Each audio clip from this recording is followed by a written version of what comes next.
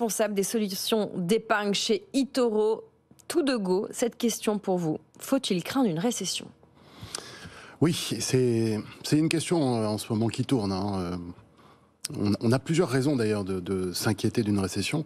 D'abord, il y a en France, on a quand même, enfin, on a vécu. Si on prend l'épargnant, voilà, qui suit bien l'actualité, il a vécu le Covid, il a vécu la guerre en Ukraine, et il a vécu l'inflation.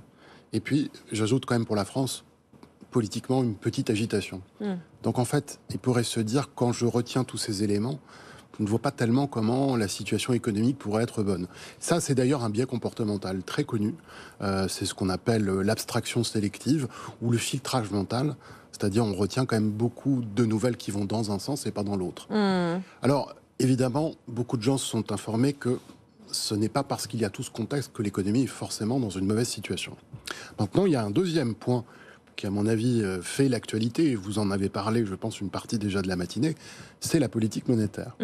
Puisque la politique monétaire, elle a été modifiée significativement à partir de mi-2022 aux États-Unis et en Europe, mais aux États-Unis avec quelque chose d'exceptionnel et d'extrêmement stressant pour quelqu'un qui doit faire de l'anticipation, c'est qu'on est passé en gros de 0% à 5% en 2-3 trimestres. Donc, c'est un élément qui peut déclencher une récession en soi. On peut d'ailleurs revenir là-dessus.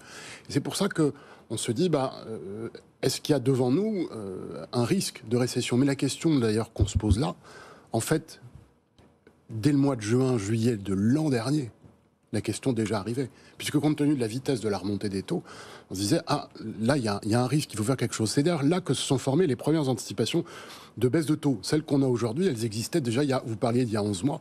Il y a 11 mois, il y avait déjà les mêmes anticipations. Mais oui. Alors maintenant, si on regarde la réalité des données économiques, quelques indicateurs simples aux États-Unis, pour commencer, la profitabilité des entreprises est élevée. Ouais. Il n'y a pas de discussion là-dessus.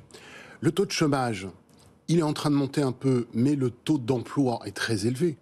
Et quand je dis le taux de chômage monte un peu, on est passé en gros, je schématise, de 3,8 à 4,2. Donc on n'est pas du tout dans des schémas, on est dans des zones dites de plein emploi, de chômage incompressible. Pas de problème de ce côté-là. L'inflation qui pourrait alimenter une récession parce que restant trop prégnante, etc., on ne la retrouve plus avec la vigueur des temps avant. Alors, qu'est-ce qu'il y aurait de négatif ? Thomas Veillet en parlait.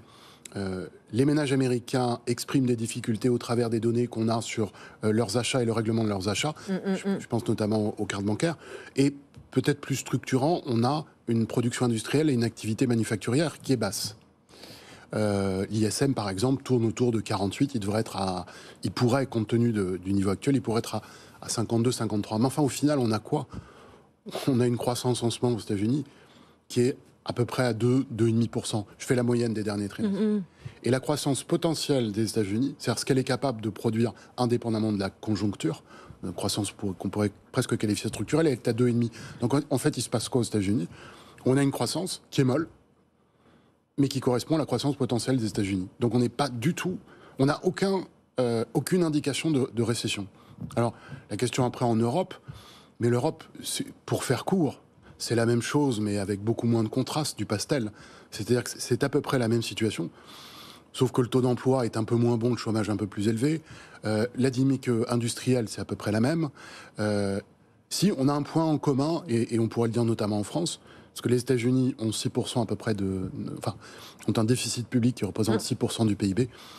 On a en France un chiffre qui s'apparente à ça. Alors en Europe, c'est un peu moins élevé, mais là aussi, on a des politiques budgétaires qui sont expansionnistes. Donc, c'est pareil. En Europe, on est où ? On est quelque part autour de 0,5 à 1% de croissance. C'est donc pas une récession. Et c'est ce qu'on appelle une croissance molle, une croissance faible, mais qui correspond là aussi à la croissance potentielle de l'Europe.